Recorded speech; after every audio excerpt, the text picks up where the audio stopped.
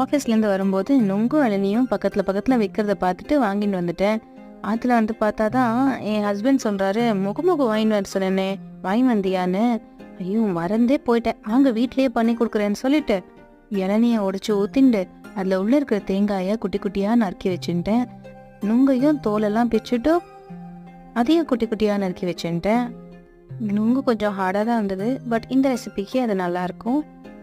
இளநியை ஒரு பாத்திரத்தில் வடிகட்டிண்டு அது கூட 2 ஸ்ட்ராண்ட்ஸ் அளவு கடல் பாசி சேர்த்து 3 டீஸ்பூன் சர்க்கரை சேர்த்து நல்லா கொதிக்க விட்டுடலாம். இதில் ஒரு கொதி வந்தோடனே கேஸ் ஆஃப் பண்ணிவிட்டு ஒரு தட்டில் இதை ட்ரான்ஸ்ஃபர் பண்ணிக்கலாம்.